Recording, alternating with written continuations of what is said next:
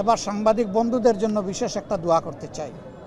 আপনারা রাষ্ট্রের চতুর্থ স্তম্ভ, আপনাদের দুটি চোখ, আপনাদের বিবেকের আরও দুটি চোখ, এই চারটি চোখ যতক্ষণ তাজা থাকবে জাতি ততক্ষণ ঠিক পথের উপরে থাকবে।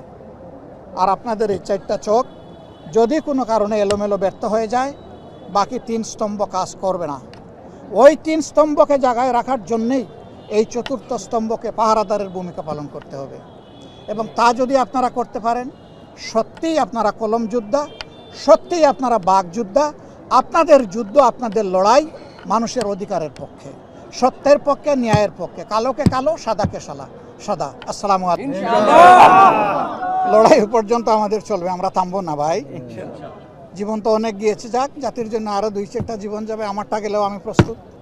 কিন্তু মাঝখানে কোনো কম্প্রোমাইজ নাই। এক চুলও জনগণের অধিকার কেউ নিয়ে টান দিবে, সে যেই হোক, আমরা এক চুল পরিমাণ ইনশাল্লাহ ছাড় দেবো না।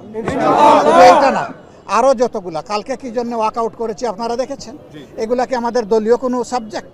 এটা জনগণের জীবনের সাথে, তার জীবনের সিকিউরিটির সাথে সম্পর্কিত। এই যে পুলিশের সদস্যবৃন্দ আছেন, তারাও তাদের নিজস্ব ডিপার্টমেন্টে সুবিচার পান না। আমরা সেইগুলো নিয়েও কথা বলতে চেয়েছিলাম, আমাদেরকে কথা বলতে দেওয়া হয়নি।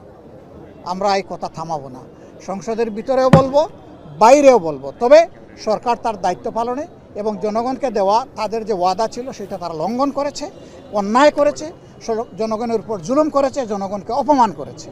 আমরা সেই অপমানের প্রতিশোধ হাল্লা চিল্লা মারামারি করে নিব না, জনগণের অধিকার কঠোর আন্দোলনের মাধ্যমে আদায় করার মাধ্যমেই নিব ইনশাআল্লাহ। আসসালামু আলাইকুম। কাদের টাকায় সংসদে বসি? জনগণের ট্যাক্সের টাকা খরচ হয়, প্রতি মুহূর্তে প্রায় 60 লক্ষ টাকা সেখানে খরচ হয়। এটা কি মামুলি কথা? এই টাকা খরচ করার ক্ষেত্রে আমাদের কলিজা কাঁপবে না যে এই টাকাটা জনগণের? অতএব জনগণের টাকা সদ্ব্যবহার করার জন্য জনগণ 300 আসনে আমাদেরকে ভোট দিয়ে সেখানে পাঠিয়েছে। সেখানে গিয়ে আমরা অশ্লীল বাক্য বিনিময় করব, অযথা সময় কাটাবো এবং জনকল্যাণে কোনো আইন করতে গেলে বাধা পাবো, এটা আমাদের কাম্য না। জনকল্যাণে যে আইনই হবে সে আইনের প্রতি উভয় পক্ষের শ্রদ্ধাবোধ থাকতে হবে, সমর্থন থাকতে হবে। বেড সংখ্যা হলো, ডেডিকেটেড বেড সংখ্যা 1000, কিন্তু আমাকে হাসপাতালের সম্মানিত পরিচালক তিনি অবহিত করলেন যে আজকেও এখানে 3700 রুগী ভর্তি অবস্থায় সেবা নিচ্ছে। এবং আই ডু বিলিভ, বিকজ আমি যখন ইমার্জেন্সি দিয়ে ঢুকবো, পাশেই দেখলাম যে মাটিতে শুয়ে আছে অনেকেই। এরপরে দেখলাম কারো পায়ে ব্যান্ডেজ, কারো হাতে ব্যান্ডেজ, কারো মাথায় ব্যান্ডেজ। আমি প্রথমেই ধাক্কা খেলাম এখানে। এরপরে যখন হসপিটালের ভিতরে ঢুকলাম, তিল ধারণের ঠাঁই নাই। হসপিটালের বারান্দাগুলা রুগী এবং তার রুগী, তারপরে ডাক্তার, চিকিৎসক, এখানে আরও যারা আছেন তাদের হাঁটার চলার জন্য, কিন্তু কোনো একটা বারান্দা ওখানে ফ্রি নাই। সমস্ত বারান্দাগুলোকে দুইটা বেড, এইদিকে একটা এইদিকে একটা, কোনো সুরত চিপাচিপি করে হাঁটতে হয়।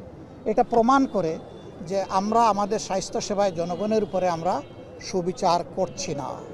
অথচ একটা সুস্থ সবল জাতি গঠনের জন্য জনস্বাস্থ্যর সুস্থতার কোনো বিকল্প নেই। আর এটা কোনো সরকারের দয়ার দান নয়, এটা নাগরিকদের প্রতি সরকারের কর্তব্য আর নাগরিকদের অধিকার এটা পাওয়া।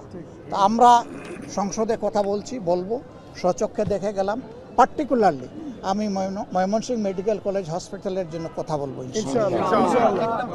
সংসদে। দেখেছেন প্রথম দিন স্পিকার মহোদয়ের নির্বাচনের পরে প্রথমে সংসদ নেতা বক্তব্য দিয়েছেন, তারপরে আমার সুযোগ ছিল। আমি সেখানে অনুরোধ করেছি, আসুন এই সংসদকে আমরা একটা উদাহরণ বানাই। অতীতে এই সংসদে দাঁড়িয়ে জনগণের কল্যাণের চাইতে পরস্পরের চরিত্র হননে সময় ব্যয় হয়েছে বেশি। আমরা সেটা ব্যক্ত করেছিলাম এবং স্পিকারকে অনুরোধ করেছিলাম, মাননীয় স্পিকার, এখানে কেউ অশ্লীল কথা বলতে গেলে আপনি পারমিট করবেন না, দয়া করে দেন এন্ড দেয়ার আপনি থামাই দিবেন। এ পর্যন্ত বড় কোনো ব্যতিক্রম হয়নি। আমরা দোয়া করি আরও সুন্দর হোক পার্লামেন্ট। কিন্তু এই যারা পার্লামেন্টে যাবেন, তারা যদি মানুষ খুন করে ভাই পার্লামেন্টে যান, তারা গিয়ে দেশবাসীর জন্য কি করবেন বলেন তো দেখি? মানুষের জীবন নিয়ে আমাকে পার্লামেন্টে যেতে হবে কেন? আমি তো যাব মানুষের জীবন, সম্পদ এবং ইজ্জতের পাহারাদার হওয়ার জন্য। সেই আমি লোকটার হাতেই যদি আগে জীবনও চলে যায়, ইজ্জতও চলে যায়, আমার সম্পদও ধ্বংস হয়ে যায়, তাহলে আমি তো আসলে এই ধরনের প্রতিনিধিত্বের যোগ্যতা রাখি না, আমি অযোগ্য। আমরা এই জন্যে আশা করব, আহ্বান জানাবো, ভবিষ্যতে নির্বাচন শেষ হয়নি, আর বহু নির্বাচন হবে। গণতান্ত্রিক একটা দেশে তার কাঠামো নির্বাচনের উপর নির্ভরশীল। সেই নির্বাচনে যেন আর কোনো সহিংসতা না হয়, আর কোনো মায়ের বুক খালি না হয়, আর কোনো বোন যেন বিধবা না হয়, আর কোনো সন্তান যেন এতিম না হয়। আমরা চাইব আদর্শের লড়াই হোক, হাতের লড়াই নয়, অস্ত্রের লড়াই নয়। আল্লাহ তাআলা এমন একটা দেশ আমাদেরকে সবাই গড়ে তোলার তৌফিক দান করুন। আপনারা দীর্ঘক্ষণ ধরে এখানে অপেক্ষা করছেন। আমরা এই হাসপাতালে গিয়েছি, রুগীকে দেখেছি, পার্শ্ববর্তী রুগীদেরকে যতটুকু সম্ভব দেখেছি।